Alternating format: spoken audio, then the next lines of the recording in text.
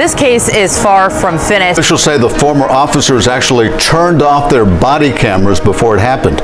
Number 1. In a shocking and disturbing turn of events, 2 police officers from the Hialeah Police Department have been arrested and charged with kidnapping and beating a homeless man. It's a sad and disappointing day when any officer betrays a badge. Both officers, identified as Lorenzo Rafael Orfila and Rafael Otano, along with a civilian, were officially charged with these serious crimes. The news of their arrest has sent shockwaves through the community and raised questions about the integrity of the police department, the arrest and charges. Let's start by delving into the disturbing allegations that led to the arrest of these officers. On a fateful day, Lorenzo Rafael Orfila and Rafael Otano, who were entrusted with protecting our community, allegedly encountered a homeless man, Mr. Jose Ortega. Rather than fulfilling their responsibilities with integrity, it has been alleged that they misused their authority. Both officers have been charged with armed kidnapping, aggravated assault, and battery. The incident. It is essential to understand the sequence of events that unfolded on that fateful day. A video, which later went viral, captured the officers arresting Mr. Ortega, a homeless man known to the community. The footage shows the officers forcefully placing him into their police vehicle and driving away. However, what happened next is deeply disturbing. Additional footage from a hidden camera revealed that the officers transported Mr. Ortega to a secluded area where they subjected him to a brutal assault. Shockingly, Mr. Ortega was handcuffed and defenseless throughout the ordeal, raising serious questions about the actions of those entrusted to protect us.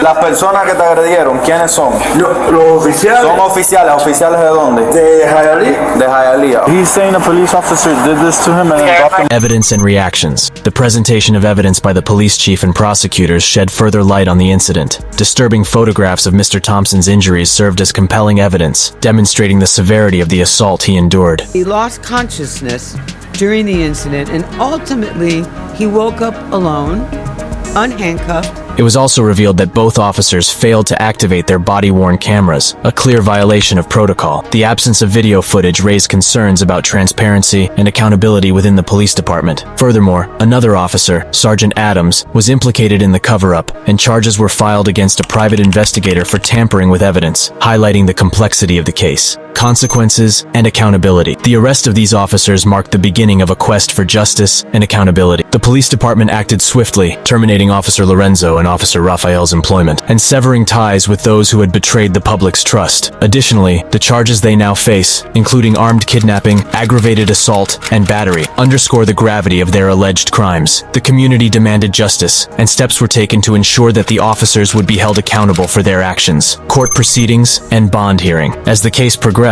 a crucial development occurred in the court proceedings. A judge recently presided over a bond hearing for the former officers and a private investigator involved in the case. After 5 days of the Arthur hearing, the judge ruled that Officer Rafael Otano and Officer Lorenzo Orfila would be released on bond until the actual trial begins. Otano was granted a $10,000 bond along with house arrest and a stay-away order from the victim, while Orfila was given a $20,000 bond, house arrest, and a stay-away charge from the victim. The media followed him when he returned home, and he swiftly entered his house to avoid questions about the case. Defense strategies and controversies. During the bond hearing, defense attorneys focused on challenging the credibility of the victim, Mr. Ortega. They argued that his drinking habits, mixed statements, and criminal history cast doubt on his version of events. Furthermore, they accused a Hialeah business owner, Mr. Ali Amin Saleh, of coercing Mr. Ortega, which was caught here on camera, into signing an affidavit claiming he wasn't beaten by the officers, offering him $1,200 in return to stay silent and never report the assault by both officers. Saleh now faces a charge of official misconduct, adding another layer of complexity to the case. The road ahead. With the former officers released on bond, the focus now shifts to the upcoming trial. They will face charges of armed kidnapping and battery, while Mr. Saleh will confront the charge of official misconduct. As the legal battle unfolds, it is vital for the truth to prevail and justice to be served. The case involving Mr. Jose Ortega is a striking example that highlights the inherent risk of abuse of power within our law enforcement institutions. In the pursuit of justice, it is essential to ensure that those who betray the public's trust are held accountable. We will continue closely following this case, providing you with updates as the trial progresses. Number 2. Jeffrey Wharton, a former Albuquerque police officer, is charged with armed kidnapping and brutal assault of his girlfriend. Unveiling the ring video evidence, our story begins with a horrifying incident caught on a home surveillance camera, a ring video that played a pivotal role in exposing Wharton's alleged crimes. Investigators discovered footage of Wharton forcefully dragging his girlfriend into their home. The video provides a harrowing glimpse into a moment of terror and paints a stark picture of the violence she endured at his hands. The unmasking of a former officer. Following the release of the ring video, Wharton found himself on the wrong side of the law. He resigned from his position shortly after his arrest, but that did not shield him from the consequences of his alleged actions. Rio Rancho police officers apprehended the former officer while he was still on duty, further emphasizing the gravity of the situation, the gruesome assault, and its devastating consequences. According to the criminal complaint, Wharton's girlfriend suffered extensive injuries, including gashes on her head and face. Her injuries were so severe that she had to be rushed to the hospital. The magnitude of the violence inflicted upon her is deeply distressing, and it serves as a reminder of the devastating impact of domestic abuse. Interrogation. Once Wharton was apprehended, police attempted to gather his side of the story. Lapel video footage from Rio Rancho officers shows their attempts to engage Wharton in conversation, hoping to shed light on the events leading up to the incident.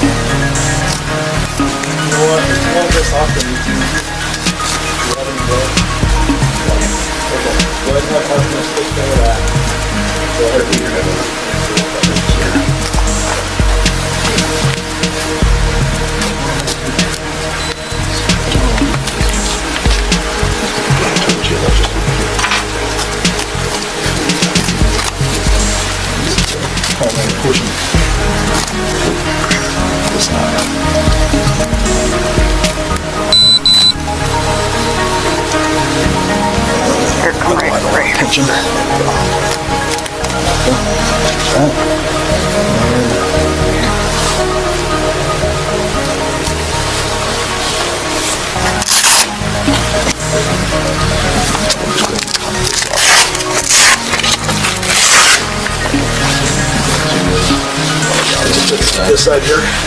Right now, we do have a warrant for your arrest. It's for aggravated battery and suppressing member. 2 counts of that, kidnapping and interference with communication.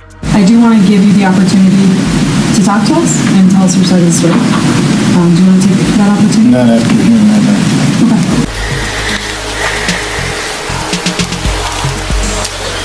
The key. Is this to your recording unit? Yep.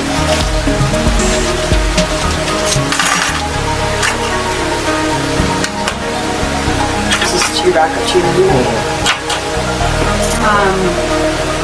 And they'll take you down, so patrol officers will know who's taking him. Sergeant Corporal. All right. Thank you.